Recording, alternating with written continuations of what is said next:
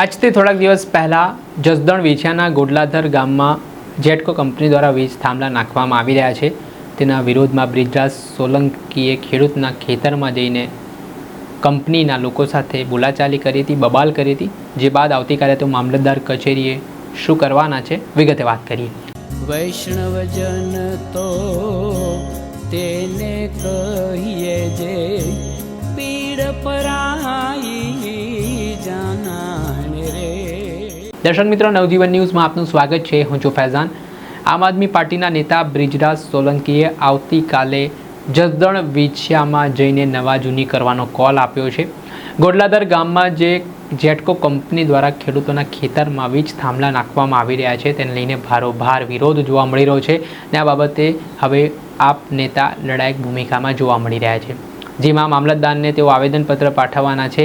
ને જો આમાં ખેડૂતોને યોગ્ય વળતર ચૂકવવાની જે માંગ છે તે ચૂકવવામાં નહીં આવે તો પછી આંદોલનના મંડાણ છે તેઓ કરવા જઈ રહ્યા છે. ત્યારે થોડા દિવસ પહેલાં જે ગોડલાધર ગામમાં તે ખેતરમાં ખેડૂતના પહોંચ્યા હતા, દરમિયાન તેમની પોલીસ સાથે બોલાચાલી અને ઘર્ષણની જે ઘટના બની હતી તે બાબતના સંદર્ભમાં પણ તેઓએ આ કારણ આપ્યું છે. સાથે જ મામલતદાર કચેરીએ શું શું રજૂઆત તેઓ કરવાના છે તે સાંભળો. જસદણ વિછિયામાં જે ખેડૂતોના ખેતરમાં જે વીજ થાંભલાનો પ્રશ્ન ચાલી રહ્યો છે તેને લઈને હવે આમ આદમી પાર્ટીના નેતા બ્રિજરાજ સોલંકી મેદાને આવ્યા છે. આવતીકાલે તેઓ મામલતદાર કચેરીએ જવાના છે. બ્રિજરાજભાઈ, શું કહેશો? હવે થોડા સમય પહેલા તમારી પોલીસ સાથે ઉગ્ર બોલાચાલી થઈ હતી ને ત્યારબાદ તમે જેસીબી કઢાવ્યા હતા વીજ થાંભલાને લઈને, ને હવે તમે મામલતદાર કચેરીએ જવાનો છો. શું આખું આયોજન છે આવતીકાલને લઈને? જી, રાજકોટ જિલ્લાના જસદણ વિછિયાની અંદર ગોડલાધાર ગામમાં અંદાજિત 17 જેટલા ખાનગી કંપની એટલે કે જેટકો દ્વારા વીજ પોલ નાખવાનું આયોજન છે. એમાંથી 15 થી 16 વીજ પોલ ઓલરેડી નખાઈ ગયા છે અને એક વીજ પોલ જ્યારે બાકી હતો ત્યારે એ ખેડૂતે મને સંપર્ક કર્યો અને હું મારી સમગ્ર ટીમ સાથે એ ખેતરની અંદર ખેડૂતને લઈને ત્યાં પહોંચ્યો હતો. ત્યારે ત્યાં પોલીસનું બંદોબસ્ત પણ હતું, અધિકારીઓ પણ ત્યાં જેટકો કંપનીના હતા અને જ્યારે ઉગ્ર બોલાચાલી થઈ, મેં એમની પાસે પરમિશન માંગી કે જો ખેડૂતની પરમિશન હોય તો તમે આ ખેતરની અંદર ઘૂસી શકો છો, બાકી આ લેન્ડ ગ્રેબિંગનો મામલો થઈ શકે છે. તો એમનું એવું કહેવાનું હતું કે કલેક્ટરે ઓર્ડર કર્યો છે. એટલે મેં એમને એવું કીધું કે કલેક્ટર કોઈ ભગવાન નથી. કાલ સવારે કલેક્ટર એમ કહી દેશે કે મારા ઘરમાં આવીને થાંભલો નાખી જાવ, તો શું તમે નાખી જશો?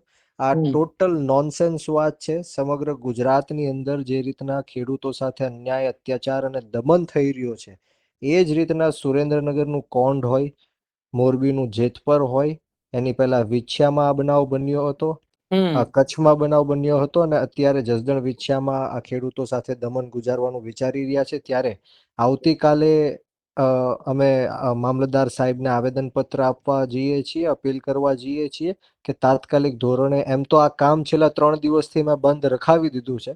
ત્યાંથી પોલીસને પણ જવાનું કીધું હતું, જેસીબી પણ બહાર કઢાવ્યું હતું, પરંતુ ભવિષ્યમાં પણ આ કામ સ્ટોપ રહે. જ્યાં સુધી ખેડૂતોને યોગ્ય વળતર ના મળે ત્યાં સુધી આ કામ બંધ રાખવામાં આવે. અમને કોઈ વાંધો નથી વિકાસ સાથે, અમને કોઈ વાંધો નથી ડેવલપમેન્ટ સાથે. અમે ગુજરાતની પ્રગતિ ઈચ્છીએ છીએ, પરંતુ ખેડૂતોના ખંભે બંદૂક રાખીને ફોડવાનું બંધ કરે. આનું કારણ છે કે ગુજરાતનો ખેડૂત દિવસે ને દિવસે ગરીબ બનતો જાય છે, દેવાદાર બનતો જાય છે. તો આવી રીતના ખેડૂતોનું શોષણ બંધ કરવામાં આવે. જે રીતના 1885નો ટેલિગ્રાફ એક્ટ હોય કે 2003નો ઇલેક્ટ્રિક નિયમ હોય, એનો ઉપયોગ કરીને જે 2011ની જંત્રી પ્રમાણે અત્યારે 4 થી 5 લાખ માત્ર મૂળાના ભાવે થાંભલો નાખી દેવાનું કામ આ જેટકો કંપની કરે છે. પરંતુ 2026ની જંત્રી પ્રમાણે એમને ઓછામાં ઓછા 40 થી 50 લાખ રૂપિયા એમને એક થાંભલા દીઠ આપવા જોઈએ. અને કદાચ એ ન આપી શકો તો અમારી બીજી માંગણી એ હતી કે એને માસિક ભાડું આપવામાં આવે 30,000 રૂપિયાનું. તો આવી અનેક બાબતો છે. ત્યારે જસદણ અને વિછિયાના ખેડૂતો મારી સાથે કાલે આવવાના છે અને અમે મામલતદાર સાહેબને રજૂઆત કરવાના છીએ. બ્રિજરાજભાઈ, મામલતદાર કચેરી જે છે તમે લડત ચલાવી રહ્યા છો, તો આ જે ઘટનાક્રમો સામે આવી રહ્યા છે, ખેડૂતોને જે અત્યાચાર કરવામાં આવી રહ્યો છે, એક તરફ સંવેદનશીલ સરકારની વાતો છે, તો આ ઘટનાને તમે કઈ રીતે જોઈ રહ્યા છો? કેમ આવી સ્થિતિ નિર્માણ પામી છે ગુજરાતમાં? જી, એક ખેડૂત પુત્ર તરીકે ભલે હું ખેતી ન કરતો હોય, પરંતુ મારા બાપ દાદાઓએ, મારા વડવાઓએ ખેતી કરી છે, ત્યારે હું ચોક્કસથી એવું કહી શકું કે આ સરકાર છે એ ખેડૂત વિરોધી સરકાર છે. આ સરકાર ઉદ્યોગપતિઓની સરકાર છે.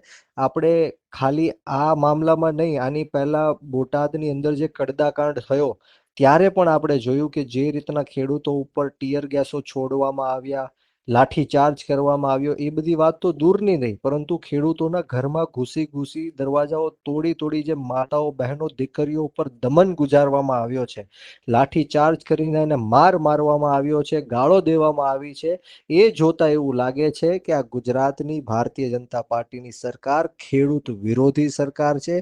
એ ક્યારેય ખેડૂતોને ન્યાય નહીં અપાવી શકે.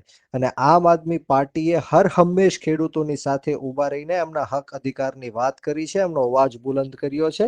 જે રીતના કમોસમી વરસાદના કારણે આમ આદમી પાર્ટીના પ્રેશરથી 10 લાખ કરોડ રૂપિયાનું જે પેકેજ છે એ ખેડૂતો માટે જાહેર કરવું પડ્યું. એ જ રીતના આમ આદમી પાર્ટી છેલ્લા શ્વાસ સુધી ખેડૂતોના હક માટે લડી લેવાના મૂડમાં છે. 27 તારીખે સુરેન્દ્રનગરમાં પણ અમારી કિસાન મહાપંચાયતનું આયોજન છે. અમારું સ્પષ્ટ માનવું એવું છે કે ખેડૂતોના મુદ્દે કોઈ રાજકારણ કરવું ન જોઈએ. પક્ષપાત ભૂલીને, જ્ઞાતિ જાતિ ભૂલીને ખેડૂત સમાજ તરીકે આપણે ખેડૂતોની સાથે ઊભું રહેવું જોઈએ. અને આવનારા દિવસોમાં ગુજરાતના 54 લાખ ખેડૂતો માટે અમે દેવા માફીની પણ માંગણી કરવાના છીએ. ખેતરે સિંચાઈનું પાણી પહોંચે એની પણ માંગણી થશે. 24 કલાક મફતમાં વીજળી, જે રીતના પંજાબની અંદર ખેડૂતોને વીજળી મળે છે, એ જ રીતના ગુજરાતના ખેડૂતોને પણ વીજળી આપવામાં આવે. અને ખેતરોમાં ખેડૂતોની સાથે ખેત મજૂરોને પણ વળતર આપવામાં આવે. કૃષિ પંચ હોય, લાંબા ગાળાની કૃષિ નીતિઓ હોય, આ તમામ વાતને લઈને અમે આમ આદમી પાર્ટી ગાંધીનગર પણ અમે કૂચ કરવાના છીએ અને આવનારા દિવસોમાં ખેડૂતોના હકની વાત કરવાના છીએ. ચોક્કસથી ખૂબ ખૂબ આભાર બ્રિજરાજભાઈ, તમે જોડાયા અને આ મુદ્દે પ્રતિક્રિયા આપી. Thank you.